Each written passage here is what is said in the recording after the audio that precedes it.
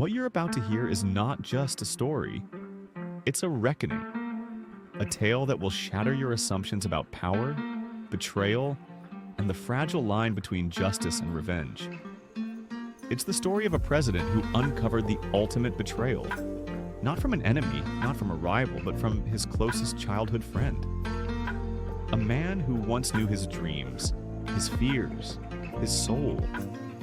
A man who sat beneath the same tree with him and made promises sealed in blood and earth. And yet, that same friend had been quietly selling him out, leaking secrets to foreign intelligence month after month, whispering treason behind closed doors. But here's where the story twists into something no one could have predicted. Instead of unleashing fury, instead of demanding blood, Ibrahim Traoré, the man betrayed, made a choice that stunned even his fiercest critics. A decision so unexpected, so deeply human, that it didn't just rewrite one man's fate, it redefined what leadership means for an entire nation. It forced the world to reimagine the true meaning of strength.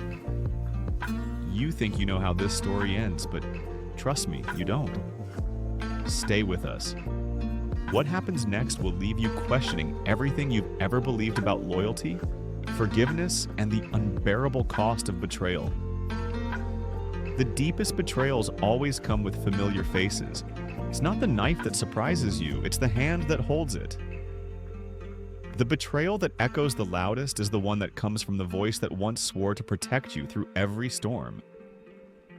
This is the story of two boys, two souls bound not just by blood and memory, but by a promise carved into living wood, a sacred vow beneath the ancient shadow of a baobab tree, and how one of them, driven by greed, fear, or something darker, sold that bond for a price so low it would make your stomach churn. The year was 1987 in the sun-bleached town of Kaya, Burkina Faso, a place where the red dust never truly settled, where it clung to your skin, your teeth, your dreams. Where childhood was a fragile thing, as fleeting as morning dew under the hammering sun. But even here, amid hardship and hunger, something pure had taken root. Beneath a colossal baobab tree, its trunk so wide that 20 children holding hands couldn't circle it, sat two 8-year-old boys. Cross-legged, barefoot, dirt under their fingernails, but eyes full of something eternal. That tree wasn't just a tree. The villagers said its roots ran so deep they touched the very heart of Africa. It had seen empires rise and fall. It had swallowed secrets. It had heard promises whispered with trembling lips. And on this evening, as the golden light of the dying sun turned the sky to blood and fire, it bore witness to yet another. Ibrahim Traoré and Medu Wedego were inseparable. In a world where nothing was guaranteed, they shared what little they had. Half a bowl of rice, a torn blanket against the bone-chilling Harmattan winds, and a dream that one day their country would stand tall, unbowed, free from the chains of colonialism and exploitation. Ibrahim was the thinker, the quiet one, eyes always scanning, mind always calculating. There was something in him even then that felt older than the boy he appeared to be. Madu was the spark, the charmer, the speaker, the boy with a silver tongue and a smile that could melt stone. That night, under a sky streaked with amber and crimson, they made a pact. Ibrahim had taken his father's old knife, the blade dulled by years but still steady in his small hands. With slow, careful strokes, he carved their initials into the rough bark of the baobab. Side by side, surrounded by a circle, imperfect but unbreakable. "This means forever," he said, pressing his small palm against the fresh cuts. His voice was quiet but unshakable. "No matter what happens, no matter how far we go, we'll always be brothers." Without a word, Madu placed his hand over Ibrahim's. Together, they pressed their palms into the wounded tree, as if sealing their promise with the heartbeat of the land itself. "Forever," Madu whispered, and for many years it seemed like that promise would hold. But time changes things. Power changes people. And sometimes the deepest wounds are the ones you never see coming. And when we grow up, When we have power, we'll use it to free our people, Madhu had said, his voice full of boyish certainty. We'll never sell out to the French like the others did. Never. We'll never put money before our motherland. Above them, the baobab leaves rustled gently in the wind, as if the tree itself had taken notice. In that stillness, something ancient and invisible passed between the two boys. A sacred charge rooted not in fantasy, but in a vision of justice born from suffering. The world around them may have been small, but the promise they made was vast, echoing through the very soil beneath their feet. In that fleeting moment, both felt it.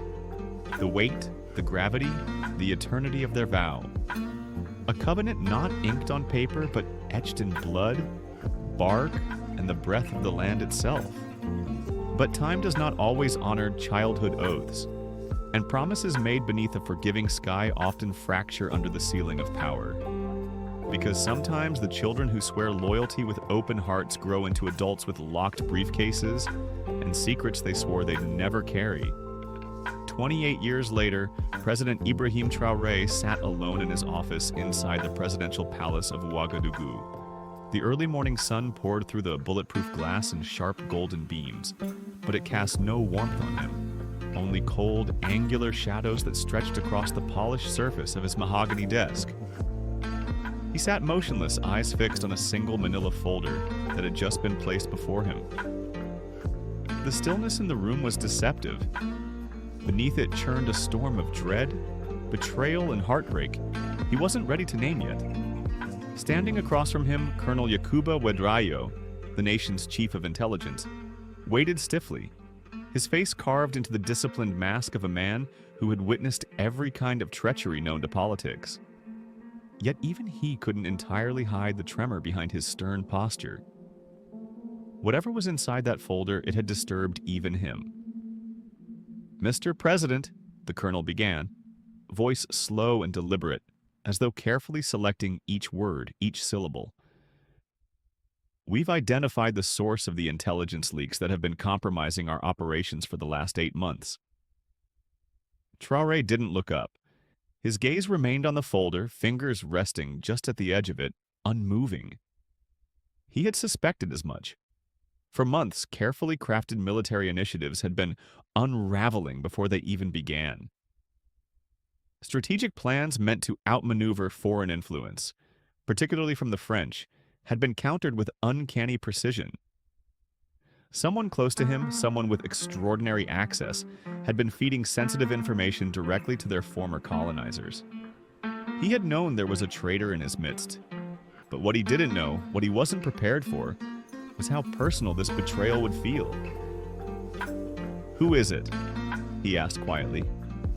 His voice was even, but a razor's edge ran beneath it. The stillness in the room deepened. A long pause followed, and in that silence the weight of unspoken truths pressed down like a mountain. The colonel hesitated, and in that hesitation, Ibrahim felt the axis of his world begin to tilt. Because when a soldier hesitates to deliver bad news, it means the truth is more poisonous than the wound itself.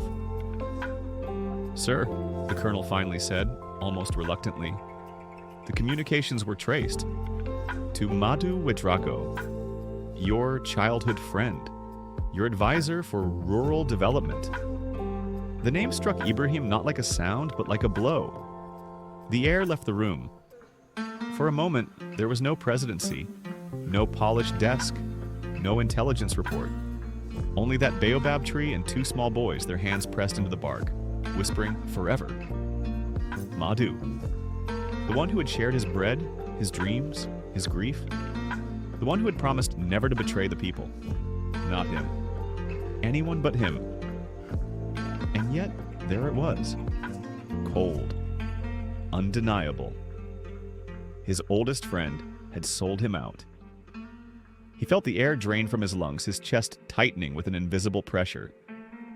The polished floor beneath him seemed to shift, as though the earth itself had tilted off its axis. Madhu, his brother beneath the baobab tree, his closest companion through revolution, hardship, and triumph. The man who had stood beside him through every major decision of his presidency, strategizing policy by candlelight, celebrating victories behind closed doors, and weeping with him on nights when the cost of leadership had felt too steep to bear. Madhu wasn't just an advisor, he was his echo, his mirror, the keeper of all things personal and political. He knew every nuance of Ibrahim's fears, his pressure points, his fallback plans. He had been trusted with the entire architecture of a nation's future, and the fragile soul of the man trying to build it. For a long, frozen moment, Traore said nothing. He didn't move, he didn't breathe. His eyes remained fixed on the folder as if it were a bomb waiting to explode. And in some way, it was. A betrayal this deep didn't just hurt, it rewrote the very definition of trust. It was as if someone had reached inside his chest and torn out his heart without so much as a warning, leaving him alive, bleeding, and exposed. "How long?" he asked at last, the words barely audible, closer to breath than speech. Colonel Betrayal consulted his file, flipping to a marked page. "We believe it started approximately 9 months ago," he said, his tone clinical but heavy with regret. "Shortly after the latest round of sanctions were imposed on our government. The French hadn't simply bribed a contact, they had engineered an operation. The payments were routed through a Swiss bank account," the colonel continued, "laundered through 3 separate shell companies, all located in jurisdictions known for secrecy. The French were thorough. Surgical, how much?" Ibrahim's voice cracked slightly, a fissure beneath the calm. $127,000, paid in monthly installments of around $14,000. Traore didn't respond. He blinked slowly as if trying to wake from a dream that kept deepening into nightmare. "But sir, there's more." That was when he finally looked up. Colonel Wadrayo faltered mid-sentence. The president's eyes held no fury, no thunder, no fire. What the colonel saw instead chilled him to the bone. A quiet, unspeakable grief. The look of a man who had just lost his last reason to believe in goodness. It wasn't anger that haunted Traore's expression, it was heartbreak, the kind that no justice could repair. "What else?" the president asked. "The intelligence he provided." The colonel swallowed. It wasn't limited to troop movements or political strategies. He gave them personal information about you, your daily habits, your psychological profile, your closest relationships. "We believe they were building a comprehensive dossier." The implication hovered in the room like a black cloud, thick with death. It wasn't just sabotage, it was preparation. They hadn't merely wanted to weaken President Traore's grip on power. They were laying the groundwork to remove him permanently. Slowly, like a man shouldering a weight centuries old, Ibrahim stood. He crossed the room to the window that overlooked the city of Ouagadougou. The capital buzzed quietly below, oblivious to the storm that had just erupted behind the palace walls.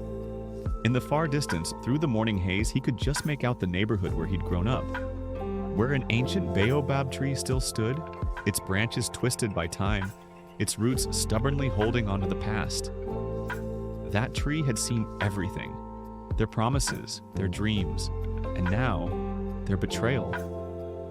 "Bring him in," Ibrahim said at last, his voice low, steady.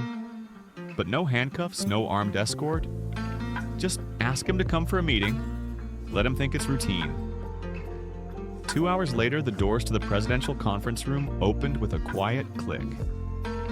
Mamadou Edrago walked in with the relaxed confidence of a man who believed his secrets were still safe. He wore a tailored gray suit, his gait smooth, shoulders squared, eyes alert but calm. At 43, he was still handsome in the effortless way that had made him a favorite during their youth. Among classmates, among comrades, even among enemies. The kind of man whose smile could win over a suspicious elder and whose voice could quiet a crowded room. But this room was different. This room held the weight of a truth that could not be dodged with charm or rhetoric. His clothes were sharp, too sharp. The tailored jacket hugged his shoulders with the kind of precision only a master designer could manage. The fabric was rich, the shoes Italian leather, the watch peeking from his cuff a discreet symbol of wealth. Far more expensive than anything his official salary could justify. Once, Ibrahim might have laughed it off. Madhu had always had charm, connections, a way of making things happen. Traore had never questioned it, until now. At the far end of the long mahogany table, Traore sat still, a simple clay teapot between them, flanked by 2 glasses. It was the same set they used during quiet meetings, private moments. Moments meant for truth. He didn't look up, didn't return the smile. His hand motioned wordlessly to the chair across from him. "Sit down, Mamadou. We need to talk." Something in his tone, low, stripped of its usual warmth, made Madhu pause mid-step. The cheerful mask cracked. Just for a heartbeat, Traore saw it. A flicker of fear. Barely perceptible. Then just as quickly it vanished behind that same old charming smile, the one that had diffused 100 tense situations before. "Of course, brother," Madhu said lightly, sinking into the chair. "What's on your mind?" Traore reached for the teapot, pouring the deep red hibiscus brew slowly, almost ceremonially. The scent drifted between them, sweet and floral, laced with memory. His fingers moved with a controlled grace, the rhythm of the tea ritual giving him something to anchor himself to, a distraction from the whirlwind inside his chest. It was the same tea they had shared as boys, sitting in the dust beside the baobab tree with chipped cups and sugar cubes stolen from their mother's kitchens. Back when power meant nothing and loyalty meant everything. "Do you remember?" Ibrahim began softly, still not meeting Madhu's eyes. "What we promised each other under the baobab tree when we were 8? Madhu's smile faltered, just slightly. His posture shifted. "That was a long time ago, Ibrahim," he said. "We were just children." "We were children," Traore agreed. "But we meant it." He looked up now, and his gaze was no longer soft. It was steel. "We promised we would never sell out our people to foreign powers," he continued, voice steady, cold as winter rain. "We swore on that tree, on the blood in our veins, that we would rather die than betray our motherland for money." Silence followed, thick, suffocating, alive. Madhu's hands, once resting casually on the table, twitched. The tiniest tremor betrayed the storm beneath his practiced calm. His skin, usually glowing with health, looked pale under the soft overhead light. Ashen even, he was calculating now. Weighing words, measuring risk, trying to discern how much his old friend truly knew. Trying to control the damage. And Traore watched it all. The shifting eyes. The clenched jaw. The facade slowly crumbling under the weight of history, memory, and truth. "Ibrahim, I don't know what you're implying, but $127,000, Traore interrupted, his voice slicing through Madhu's words like sharpened steel. He didn't raise his voice, but the precision was deadly. "Paid over 9 months through a Swiss bank account controlled by French intelligence. Account number 418-84722955501. He let the silence hang there, thick and suffocating. "Would you like me to continue?" That was when the mask broke completely.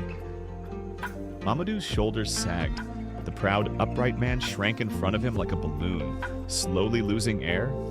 His eyes dropped to his hands, staring at them as though they were foreign things. Traitors' hands.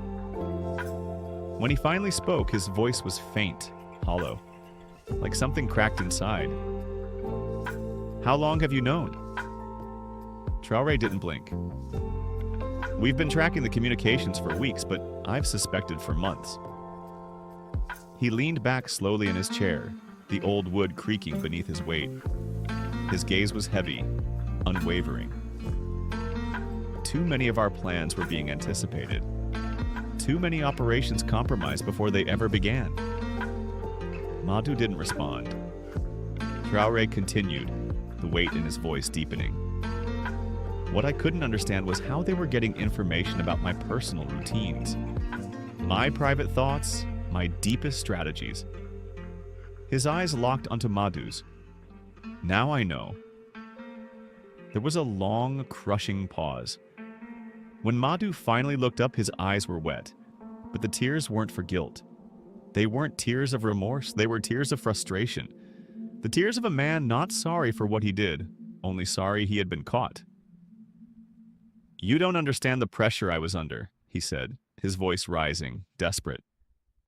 They approached me after the sanctions hit. My wife was pregnant with our third child. My mother needed medical care. We couldn't afford it. Traore didn't move. They offered me a way out, Madhu continued. They offered you blood money. Traore cut in, voice like frost. And you took it? Madhu's voice cracked. I took it because I was tired. His fist clenched. Tired of being poor. Tired of watching my family struggle while you got to play president. Tired of living in your shadow since we were children. The words landed like a gut punch.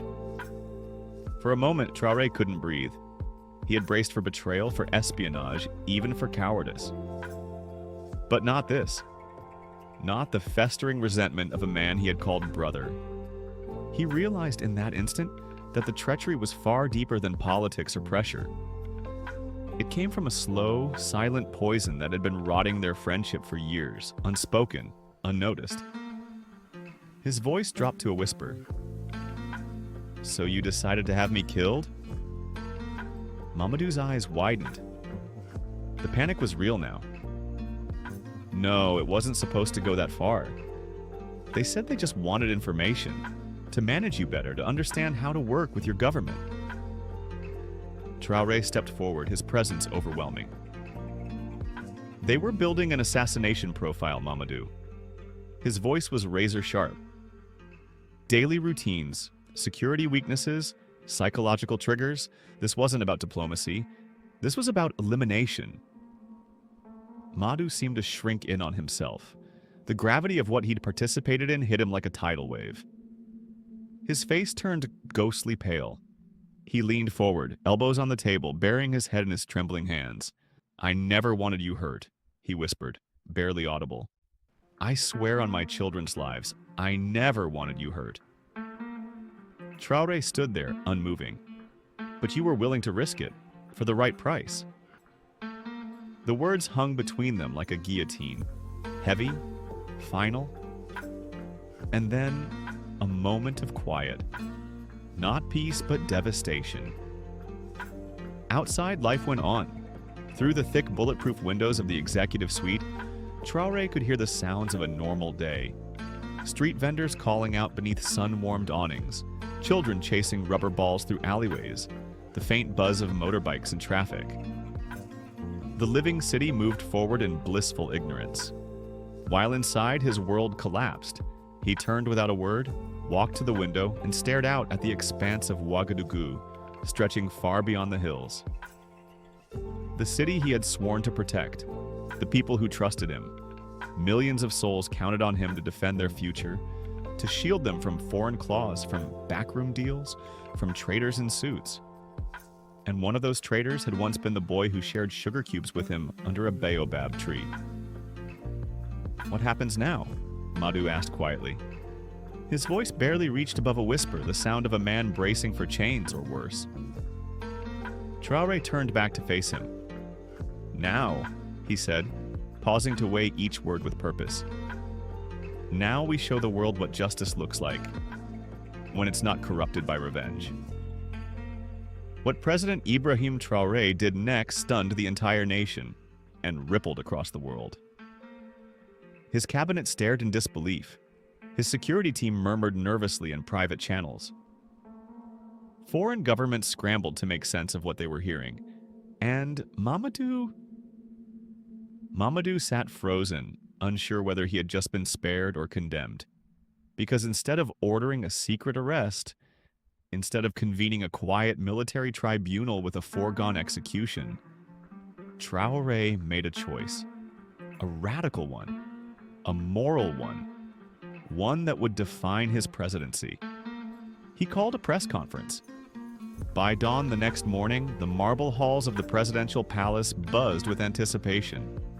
Every major news outlet in West Africa had sent top journalists. International correspondents had flown in from Paris, Brussels, and Washington, jockeying for front row seats in the grand conference room. No one knew what to expect, but everyone felt the storm coming. Speculation surged like wildfire. Was it a declaration of war? A foreign espionage case? A resignation? But when Traore stepped out onto the stage, the room fell into a hushed awe. He walked slowly, deliberately, shoulders square beneath the dark navy of his presidential coat. The lines on his face seemed deeper today. His eyes held exhaustion, yes, but also the unwavering resolve of a man who had seen the edge of betrayal and chosen not to fall into it.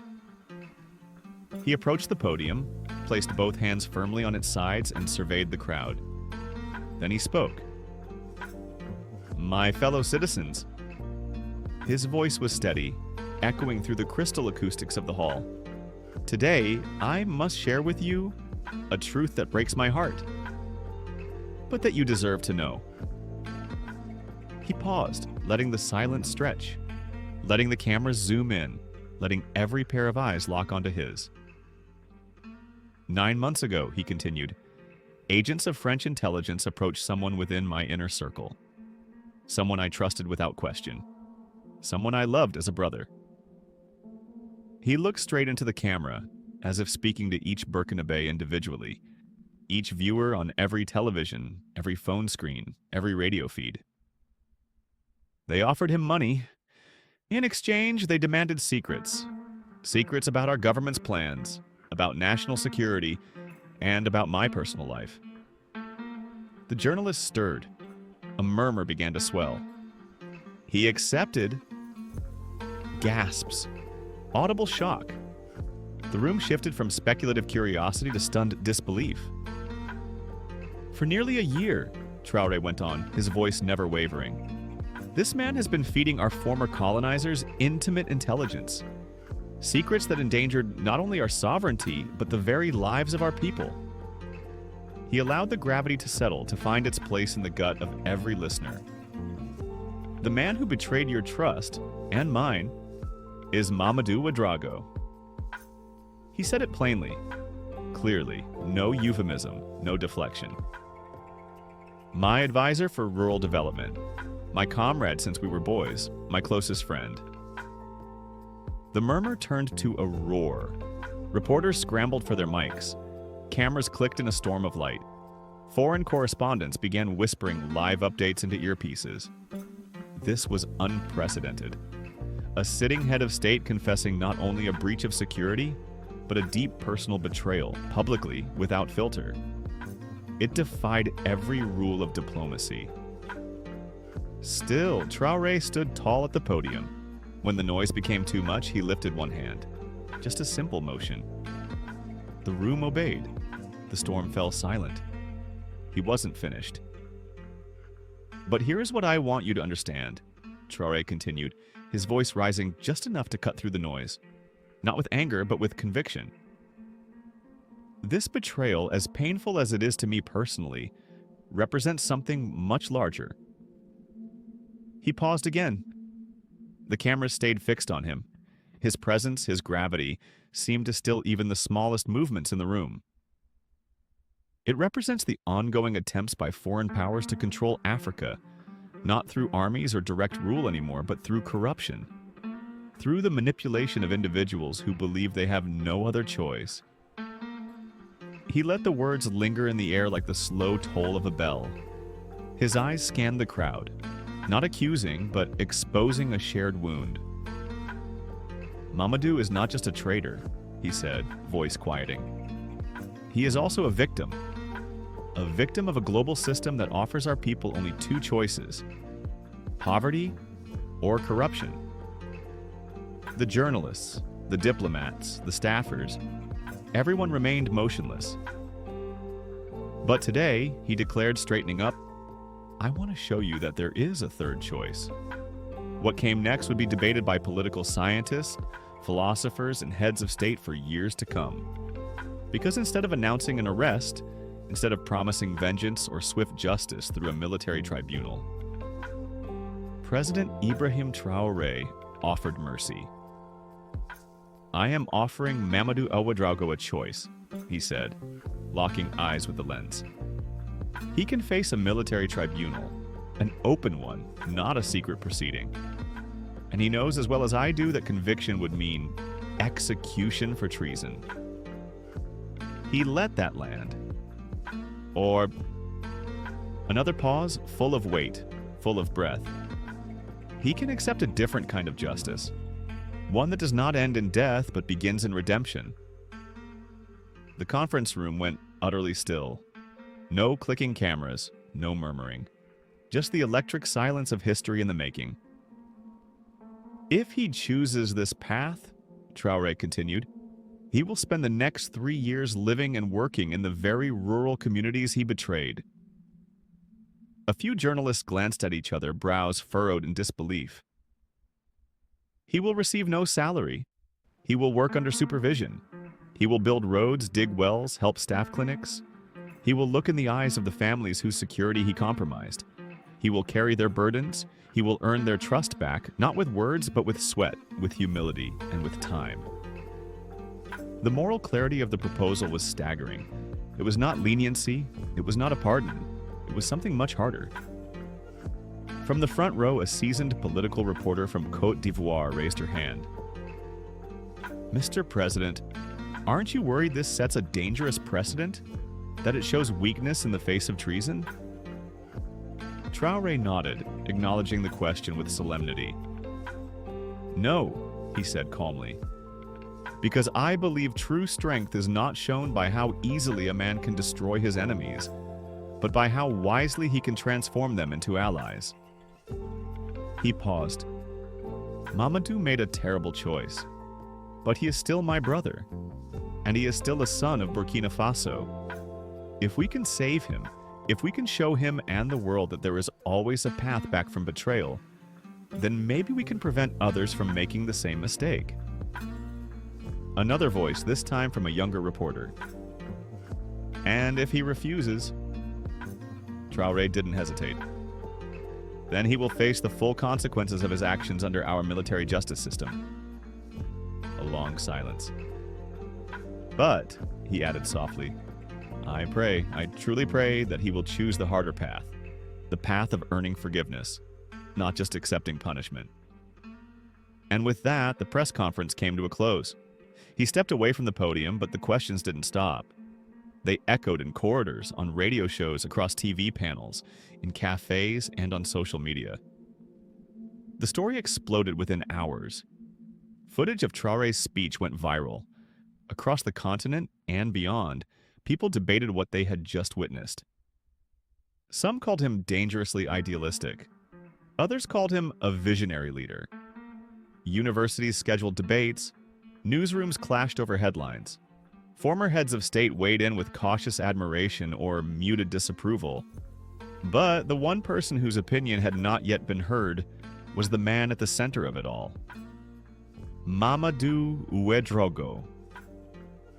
He had watched the entire press conference from the living room of his home on the outskirts of Ouagadougou. The curtains were drawn. The air was heavy. Around him sat his wife, Aminata, their children huddled beside her, his aging mother, uncles, cousins, friends who had come not to celebrate, but to comfort. They thought they were witnessing the last calm hours of his freedom. No one spoke during the broadcast. Not even the children fidgeted. It was as if the whole room was holding its breath, and when Traoré's final words echoed from the screen, offering the man sitting in their living room a narrow but redemptive path, silence fell like a stone. It was Aminata, his wife, who finally broke it.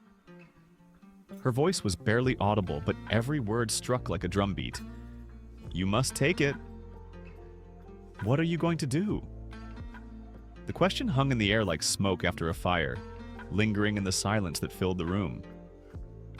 Madou looked around at the faces of those he loved most.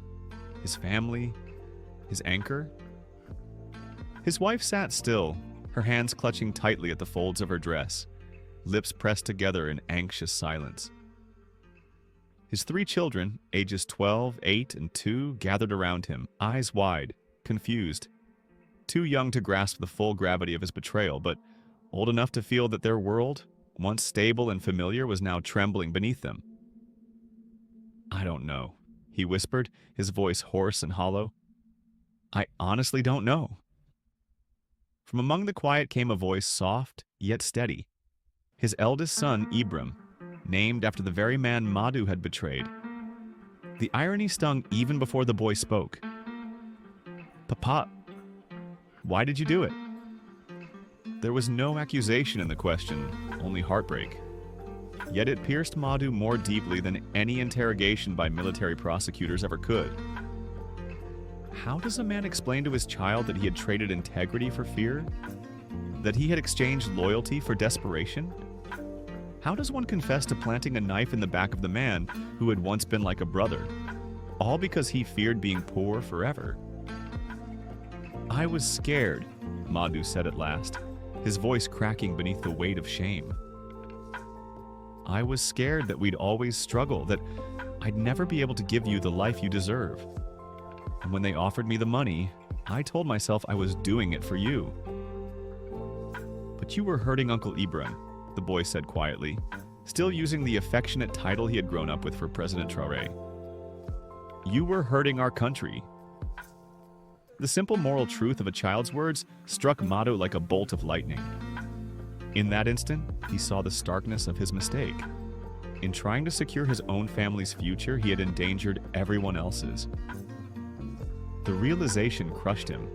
Over the following week, Madhu wrestled with his decision like a man drowning in his own conscience. Legal counsel offered cold facts. A military tribunal would almost certainly end with a death sentence. There would be no leniency. Religious leaders visited his home, urging him to see Traore's offer as a path not just to freedom, but to salvation. "This is a chance from God," one imam told him, "a rare door being opened after you've lost your way." His wife, Aminata, remained his pillar, quietly terrified yet unwavering. "Whatever you decide," she told him one night, "I'll stand by you. But I need you to know, I don't want our children to grow up without their father." Still, Madhu remained torn, until the one voice he hadn't heard from finally spoke. It was his mother, Fatima, her frame fragile, her voice soft like wind through leaves, but her presence as steady as the earth. She had sat through every discussion in silence, watching, listening. And then one evening, under the dusty gold light of the setting sun, she sat beside him on the porch, her back straight and eyes steady. "My son," she began, "when you were little, you used to come to me so proud, telling me about the promises you and Ibrahim made under the baobab tree." Her gaze drifted into the distance, remembering. "You told me you would change this country, that you'd do it together. You believed in something greater than yourself. And I believed in you." Madhu couldn't answer. His throat burned with unshed tears. "You broke those promises," she said gently but without wavering. "But Ibrahim, he is giving you the chance to make new ones. That kind of mercy? That is a gift. Most people never receive it." She reached over and took his hand, worn and weathered fingers closing over his. "Take his offer, my son. Not because it will save your life, but because it might save your soul."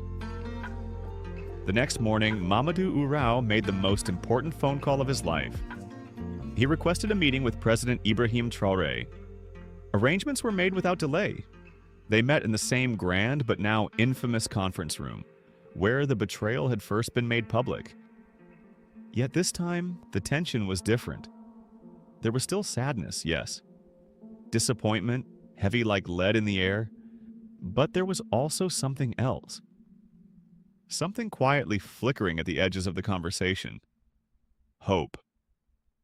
"I accept your offer," Madhu said, his voice clear, unflinching.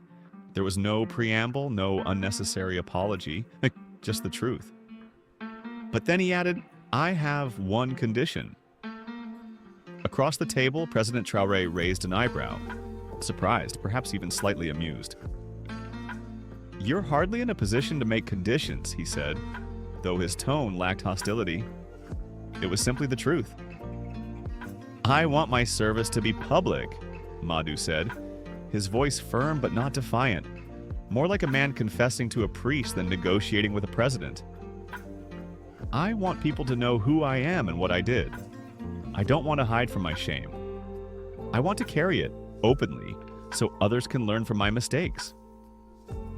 President Ibrahim Traoré remained silent, his eyes locked on his old friend's face. For a long moment, he said nothing. He studied every flicker of Madhu's expression, searching not just for honesty, but for the absence of manipulation. This was, after all, the same man who had once sold him out, who had studied every flicker of Madhu's expression, searching not just for honesty, but for the absence of manipulation. This was, after all, the same man who had once sold him out, who had betrayed their years of brotherhood for a stack of money and a coward's excuse. But what Traoré saw now surprised him. There was no calculation, no attempt at redemption through performance. Instead, he saw something far rarer: genuine remorse. A man who was not asking to be rescued, but who wanted to earn the right to live again.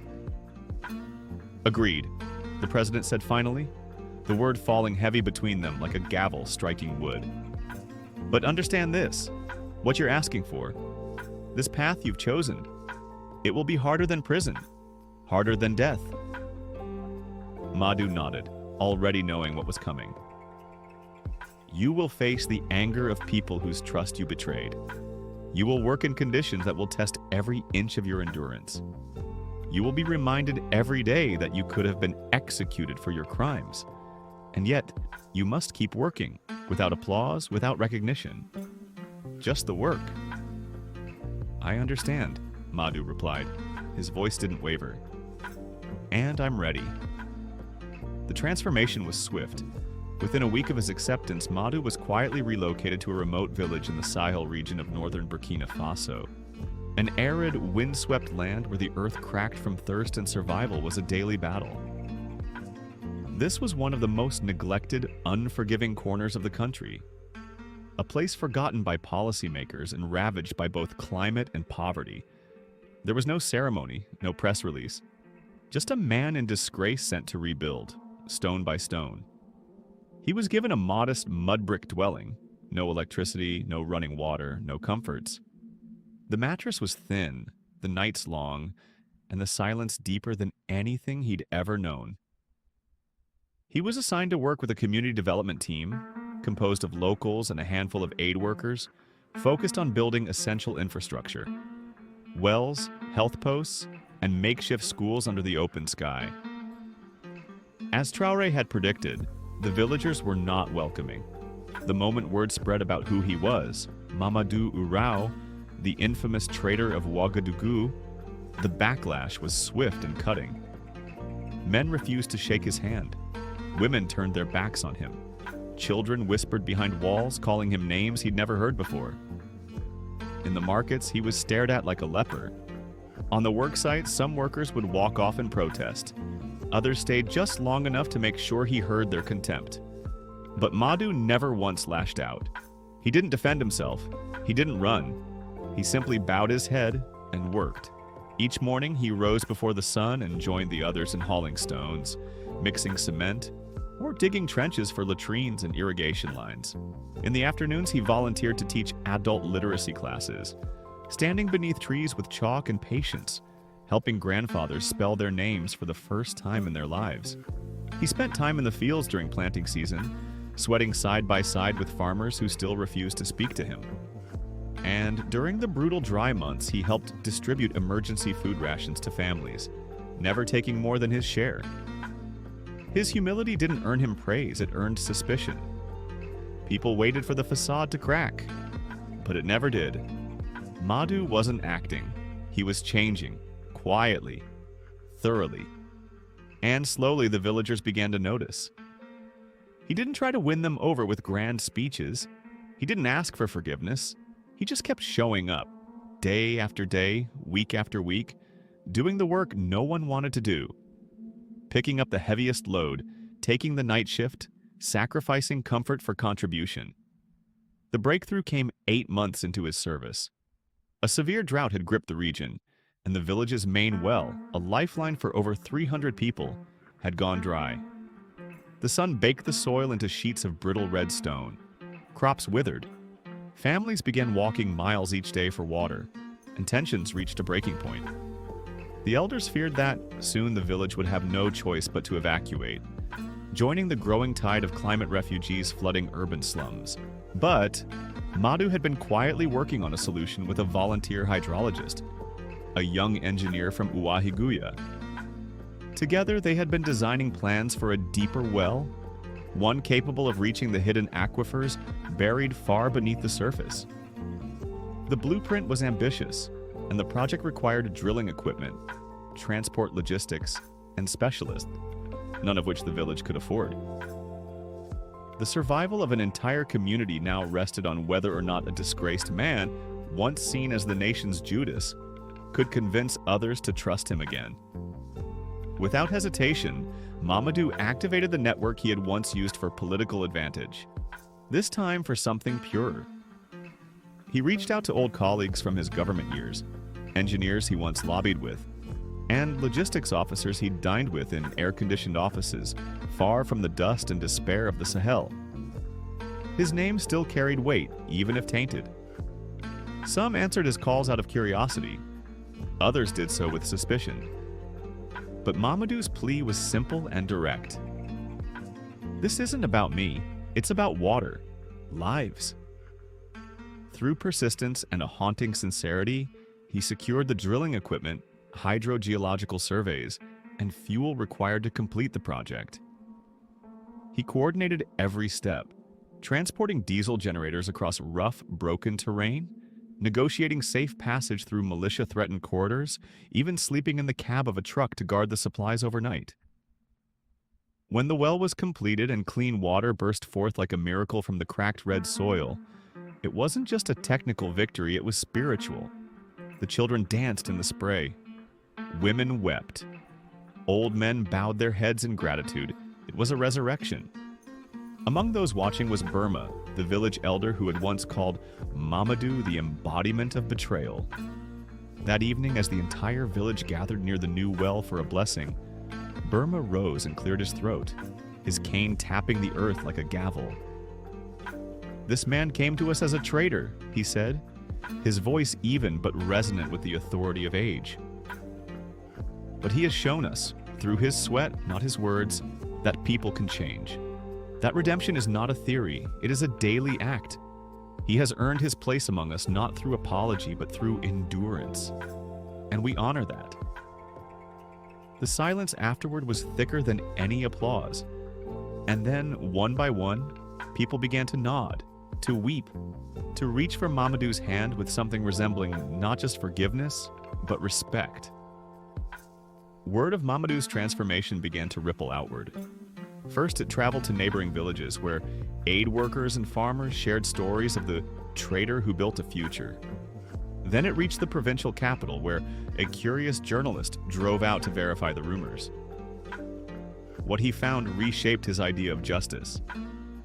The article he published ignited a media wildfire. Soon, national outlets descended on the tiny Sahel village, expecting to find a disgraced man hiding in shame. Instead, they found someone utterly unrecognizable from the headlines that had once damned him. They found a man with weathered hands who greeted them humbly and spoke not of redemption, but of responsibility.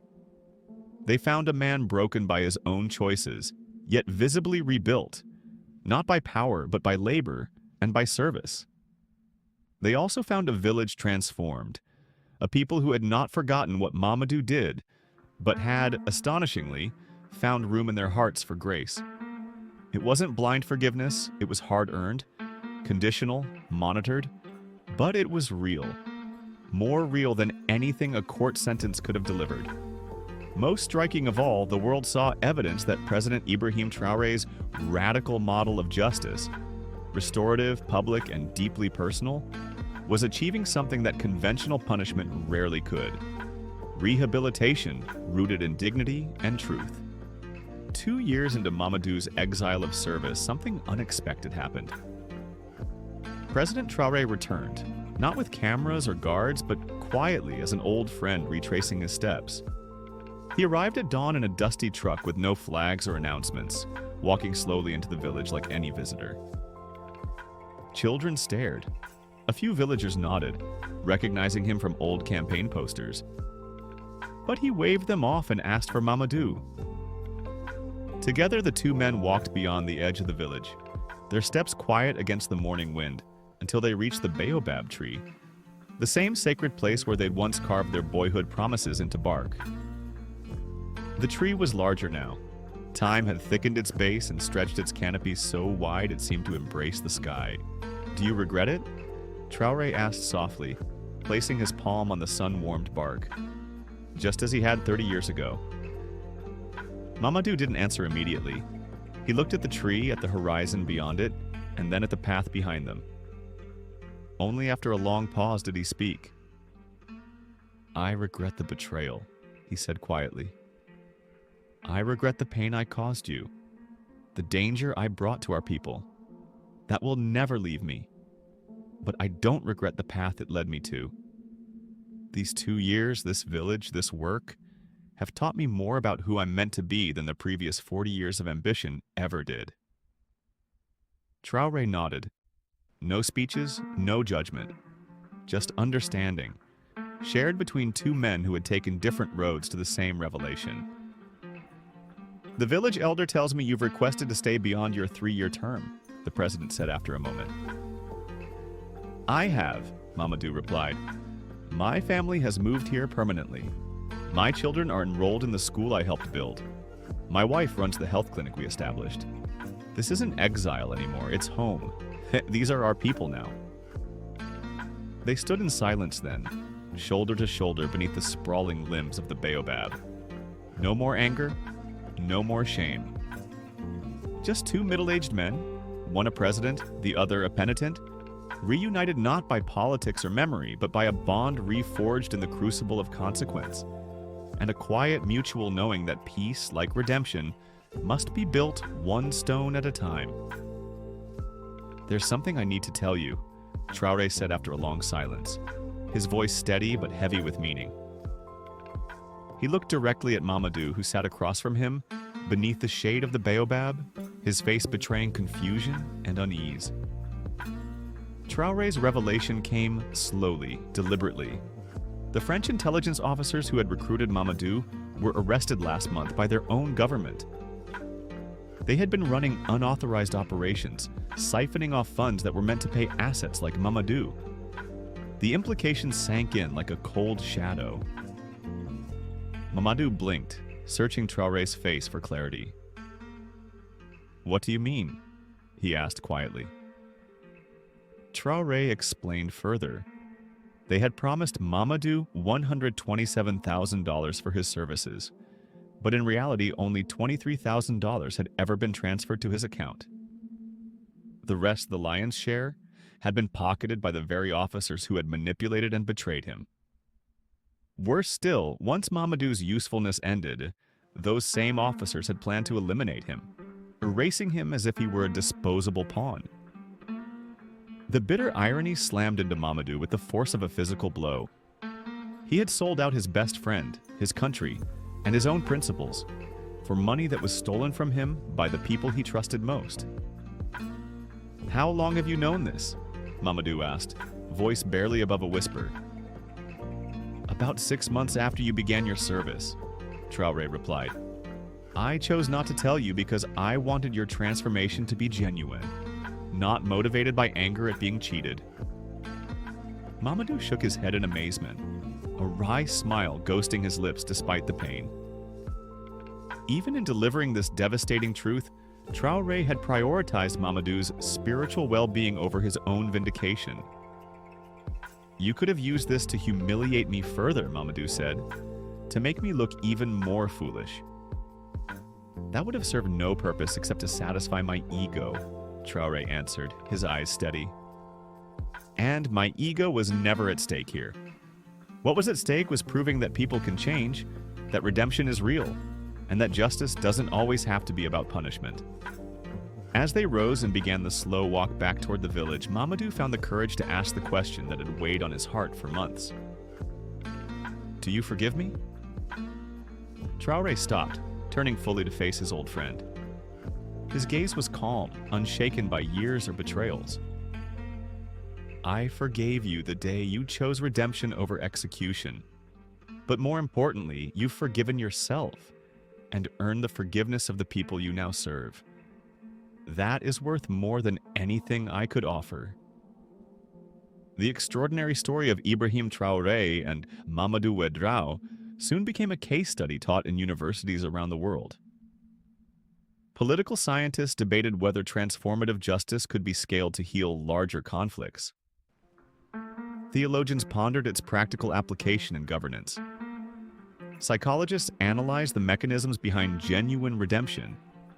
Yet, for the people of Burkina Faso, the story carried a simpler, deeper truth. It proved their president understood that true strength is not the power to destroy enemies, but the wisdom to turn them into allies. 3 years after Mamadou's betrayal was revealed, he completed his term of service. But, true to his word, he chose to remain in the village permanently.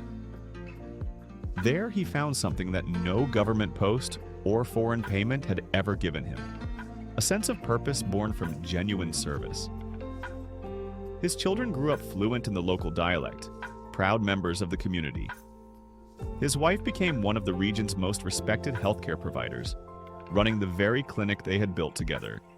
Mamadou himself was eventually elected as the village's representative to the national government, leveraging his experience and connections to advocate for rural development programs. The baobab tree where 2 boys had once carved sacred promises stood still. Its trunk thicker, marked now not only with their initials, but also those of Mamadou's children, and the children of the village he had come to serve. Over time, the tree became a pilgrimage site for those seeking to understand what true redemption means. When visitors asked the villagers about the man who came as a traitor and stayed as a neighbor, they always told the same story: that people can change, that forgiveness is possible, and that sometimes the worst mistakes lead to the most profound transformations. But they were careful never to forget the president who made it all possible, the leader who chose hope over hatred, redemption over revenge, and transformation over destruction. As for Ibrahim Traoré himself, he continues to lead Burkina Faso with the same wisdom and moral courage that defined his handling of his best friend's betrayal. When asked about his decision in interviews, he always offers the same answer: true leadership is not about being strong enough to punish your enemies. True leadership, as Ibrahim Traoré once said, is not about being strong enough to punish your enemies. It is about being wise enough to turn those enemies into friends.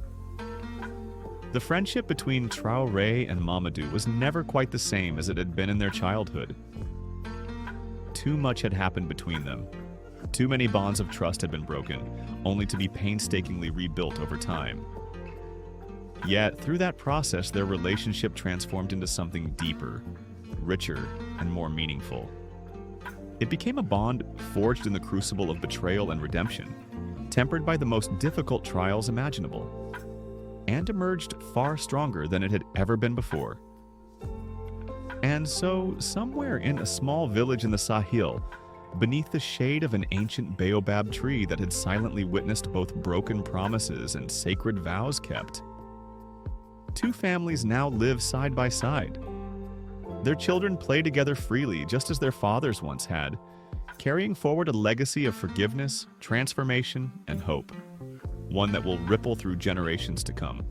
This is what happens when leaders choose love over hatred, when they choose to build bridges instead of walls, and when they understand that the greatest victories are not won on distant battlefields, but deep within the human heart. This is the story of a betrayal that blossomed into redemption, of a friendship shattered only to be rebuilt stronger than ever before, and of a leader who showed the world what true justice really looks like. What do you think? Could you have made the same choice Ibrahim Traoré made? Could you have forgiven such a profound betrayal? Share your thoughts in the comments below, and don't forget to subscribe for more stories that challenge the way we think about power, justice, and the true nature of humanity.